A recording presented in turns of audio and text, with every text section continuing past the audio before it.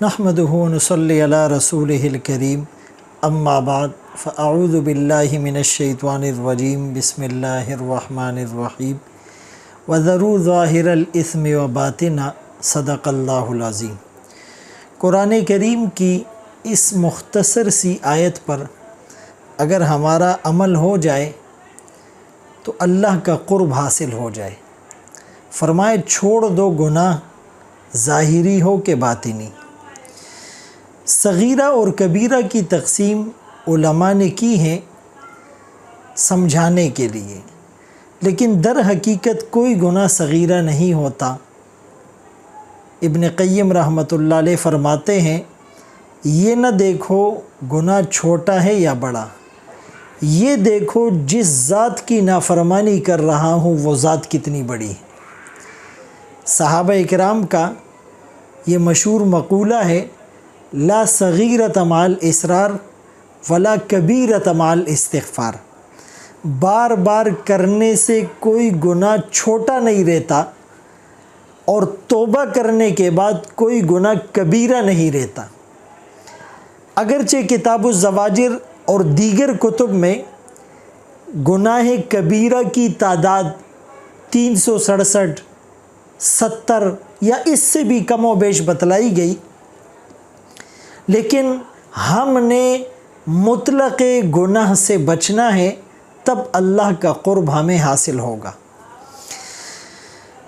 بہت سے بڑے گناہ جس پر سخت وعیدیں ہیں، زجر ہیں، اور جس پر انتہائی ناپسندیدگی کا اظہار کیا گیا، جس کے نقصانات متعدی ہوتے ہیں، جس کی نحوست معاشرے میں بہت سے لوگوں کو ڈسٹرب کرتی ہے، اسے گناہ کبیرہ یعنی بڑا گناہ کہا جاتا ہے۔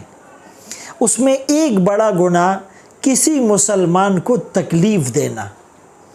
یہ جو تکلیف کا لفظ ہے یہ بہت سی صورتوں میں ہو سکتا ہے۔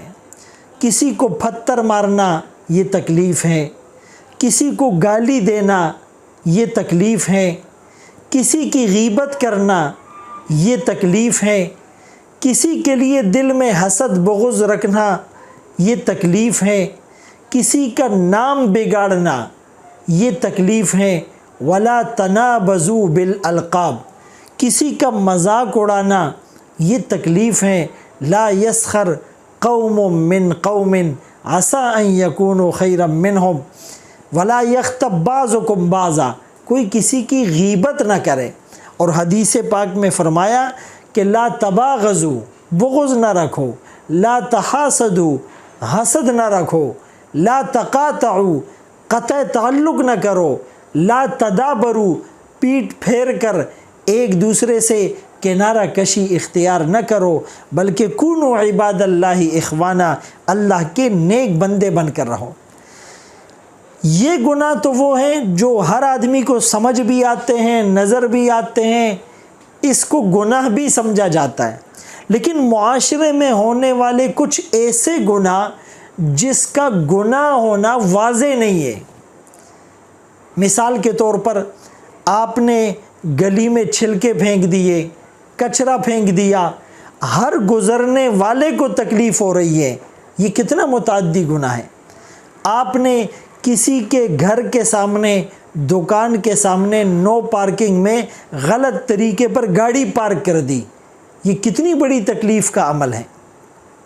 آپ نے روڈ میں جو شاہراہ عام ہے اپنے ہوٹل کی یا دکان کی کرسیاں باہر لگا دی، یا آپ نے ریڑھی یا ٹھیلا لگا دیا، یا آپ نے کسی دوسرے طریقے پر گزرنے والوں کو تکلیف دی، تو یہ ساری چیزیں گناہ کبیرہ میں داخل ہیں۔ بلکہ سگنل توڑنا، یعنی بظاہر اس کو گناہ ہی نہیں سمجھا جاتا، لیکن آپ کے سگنل توڑنے کی وجہ سے بہت سی گاڑیاں ڈسٹرب ہو سکتی ہیں، ان کا ایکسیڈنٹ ہو سکتا ہے، اور ان کا پورا ایک سرویلنس کا جو سسٹم بنا ہوا ہے وہ ڈسٹرب ہو سکتا ہے۔ تو بعض اوقات یہ چھوٹے گناہ متعدی ہو جاتے ہیں اور اس کے اثرات بد وہ بہت سے لوگوں تک پہنچتے ہیں۔ تو ایک انسان کو تکلیف دینا بھی برا عمل ہے، لیکن پھر مسلمان کو تکلیف دینا، پھر آقا کے امتی کو تکلیف دینا، پھر اللہ کے ایک ولی کو تکلیف دینا، پھر اپنے رشتہ دار کو تکلیف دینا، پھر اپنے پڑوسی کو تکلیف دینا، پھر اپنے ساتھ کام کرنے والے کولیگ کو تکلیف دینا، یہ تو اور زیادہ اس کی قباحت اور شناعت میں اضافہ ہو جاتا ہے۔ یعنی بیت اللہ اللہ کا گھر ہے اور مرکز تجلیات، ضبط انوار، لاکھوں دلوں کی قرار، اس کی بنا آسمان پر فرشتوں اور زمین پر حضرت آدم نے رکھی، اس کے معمار ہونے کا لقب ابراہیم خلیل اللہ کو ملا، اس کا انہدام بزم ہستی کے اختتام کی علامت ہوگا، جس بیت اللہ میں حجر اسود ہے، رکن یمانی ہے، میزاب رحمت ہے، حتیم ہے، ملتزم ہے، اور طواف کے لیے مطاف کی جگہ ہے، اور مقام ابراہیم ہے، اور حجر اسود ہیں، اور صفا مروہ کی سعی ہے۔ یعنی اتنی ساری نسبتوں کا جو امین ہے بیت اللہ، اللہ کی نظر میں اس کا مقام اور مرتبہ کتنا بلند ہے۔ لیکن رسول اللہ صلی اللہ علیہ وسلم نے فرمایا ایک مسلمان کی عزت، آبرو اور ناموس اللہ کو بیت اللہ سے بھی زیادہ پیاری اور محبوب ہے۔ تو اگر اس تناظر میں دیکھا جائے تو کسی مسلمان کو تکلیف دینے سے پہلے ہم 1000 بار سوچیں گے کہ ہم اللہ کی نظروں میں کتنے گر رہے ہیں۔ اسی لیے آج یہ عزم کریں کہ ہم معاشرے میں، اگر ہم باپ ہیں یا بیٹے ہیں، بھائی ہیں یا آقا ہیں یا نوکر ہیں یا ڈرائیور ہیں، پڑوسی ہیں، کسی نہ کسی زاویے سے ہم سے اگر کچھ لوگ تکلیف میں ہیں، پریشانی میں ہیں، تو آج ہم اس کا ازالہ کریں۔ آج سے ہماری زبان صحیح چلے۔ جراحات السنان لہا التیام ولا یلتام ما جرح اللسان، چھری کا، تیر کا، تلوار کا زخم تو بھرا، لگا جو زخم زباں کا رہا وہ ہمیشہ ہرا۔ حضرت علی رضی اللہ تعالیٰ عنہ فرماتے المرء تحت لسانی، آدمی کا پتہ اس کی زبان سے چلتا ہے، بلکہ بعض اوقات انسان کی تربیت کا پتہ اس کے خاندان سے چلتا ہے، یا اس کے خاندان کا پتہ اس کی تربیت سے چلتا ہے کہ اگر اچھی تربیت ہوگی، مینرز ہوں گے، وہ ایک سیویلائزڈ پرسن ہوگا، ایک ریشنل اور سینسیبل آدمی ہوگا، تو لوگ اس کے خاندان کی تعریف کریں گے۔ تو یہ جو زبان کا زخم ہے، جو زبان کی تکلیف ہے، اس کا اثر زائل ہونے میں مدتوں لگ جاتے ہیں، بہت بڑا عرصہ لگتا ہے۔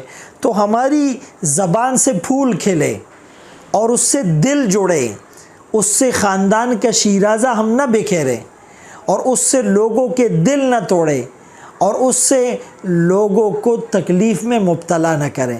زبان اور ہاتھ بھی ہمارے قابو میں ہوگی، کسی طور پر بھی ایک مسلمان کی عزت، اس کی ناموس اور اس کے جو ہے احترام میں، اس کے وقار میں کوئی کمی نہ آنے دے۔ یہ ایک عمل بہت اونچائی تک لے جانے والا عمل ہے۔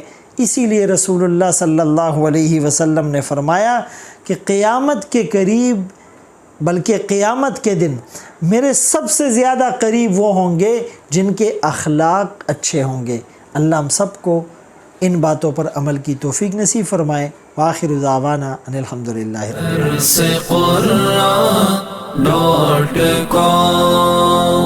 www.darsequran.com